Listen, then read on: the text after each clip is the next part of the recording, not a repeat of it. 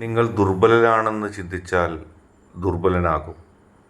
ശക്തനാണെന്ന് ചിന്തിച്ചാൽ ശക്തനാകും. നിങ്ങളുടെ മനസ്സാണ് വിജയവും പരാജയവും നിർണ്ണയിക്കുന്നത്.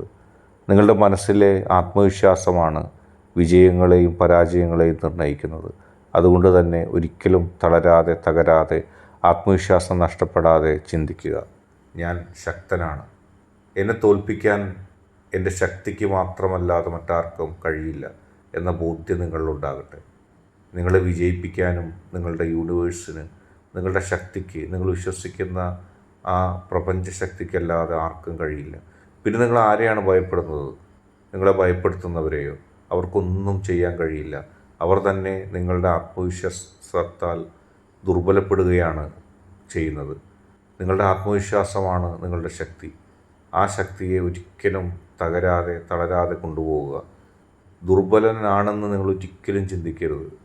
ദുർബലൻ ആണെങ്കിലും നിങ്ങളുടെ ദുർബലതയെ നിങ്ങൾ തോൽപ്പിക്കുക.